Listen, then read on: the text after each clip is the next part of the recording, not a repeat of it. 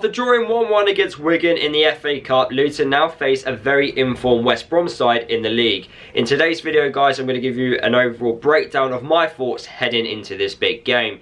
Please let me know your thoughts down in the comment section of the video. Let me know your predicted lineups, your score predictions as well, and also drop a like on the video. It does a lot better with more likes on the video, and we can reach out to a much wider audience, because that's how YouTube works when you like and comment on my videos. But let's talk about this big game, and the first thing which we are going to talk about is the injuries.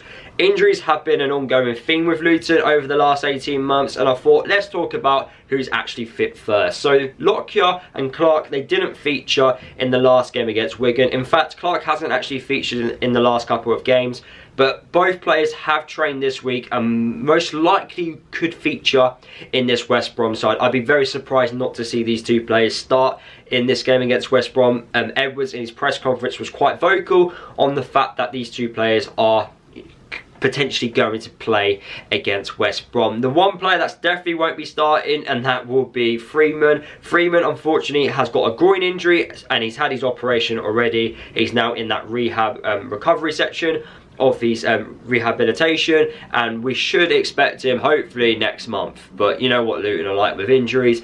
He returns back and then someone else is injured. It's just the way we are at the moment. Since the appointment of Rob Edwards, fans have been extremely vocal on him using the youth players. Now, Watson, who isn't a Luton youth player but is a younger player himself, who we signed from Derby, has featured the last couple of games and has performed extremely well. And a lot of fans, because of that reason, want to see a lot more younger players breaking into the first team. In today's modern age, it is a little bit harder for clubs like Luton to do that, but I will make a separate video on the youth on Luton and how it can improve in the future. But what Edwards was saying in his press conference is he does like the use of using these youth players. However, we don't know if we're going to see them just yet. They've got to earn their opportunity, is what Edwards is trying to say. And, you know, if positions come available and they are performing well, because they are doing extremely well in the FAU Cup, we could see one or two youngsters, you know, on the bench, potentially getting ready for a sub appearance in the next couple of weeks. But they have to earn it, they have to keep improving, and they need to keep going. But because Luton have got such a big squad, it is slightly harder. But with these injuries that keep happening frequently, these youth players may get an opportunity sooner rather than later. So I've talked about the injuries and the youth with Luton, but let's actually talk about West Brom, the opponent which we are facing. West Brom, they've won 8 out of the last 9 league games. They've been very good defensively. Since the appointment of Carlos, they've done extremely well. They were always going to do well with the squad which they've got. Their squad was underperforming under Steve Bruce, and surprise, surprise, he did get the sack. It was going to happen eventually. Should have never appointed him in the first place, but they did. They brought in Carlos, who done a fantastic job with Huddersfield last season, and he's basically doing what he was doing at Huddersfield, just with West Brom. And I haven't seen much of West Brom the last 10 matches, so I can't, you know, say that I know exactly what the style which they are going to play. But if it's a Carlos team, they will be hard to break down, you know. And if you look at the amount of clean sheets which they've done over the last 10 games, it's clear to see that, you know, defensively they've been a lot better. And so chances and opportunities for us may not happen quite frequently as we would have liked in this game, but we need to take the game to West Brom. We can't just sit back and allow them to do what they need to do, keep the ball and obviously attacking our goal. We need to put the pressure on them as well, like we have done over the last couple of games, especially in the league. You know, going to places like QPR, playing teams like Norwich, and, you know, give them the game. You know, be active, be, you know, just be on the front foot really, and that's exactly what we need to do at home against the Baggies.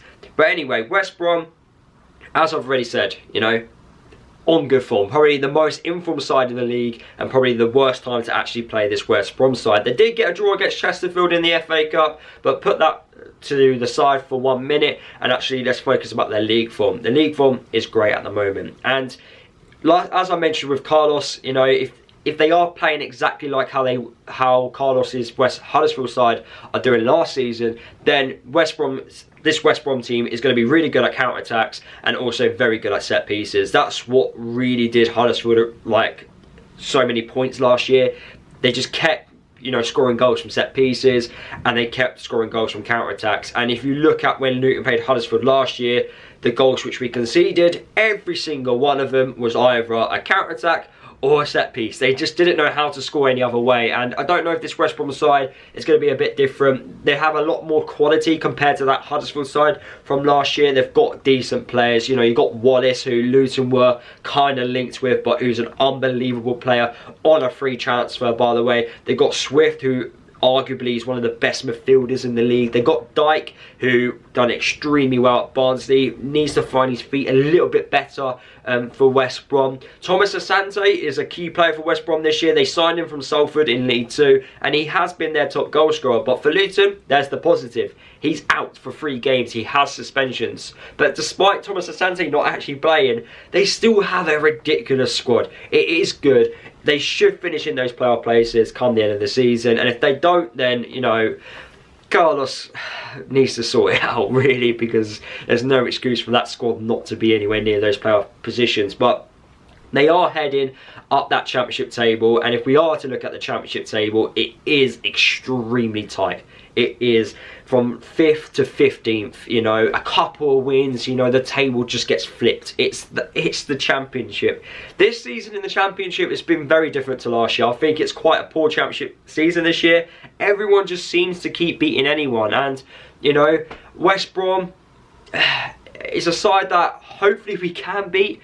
I have confidence that we can get something, but it's not going to be as easy as maybe some fans think, because West Brom, as I've just mentioned, are probably the most informed side in the division apart from Middlesbrough. So, you know, perfect time to play them, of course. In terms of any new players featuring in this game against West Brom, is probably not going to happen.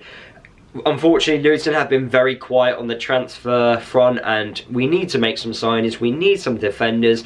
I know we like to do our business very quietly, and, you know, no noise could possibly mean good noise.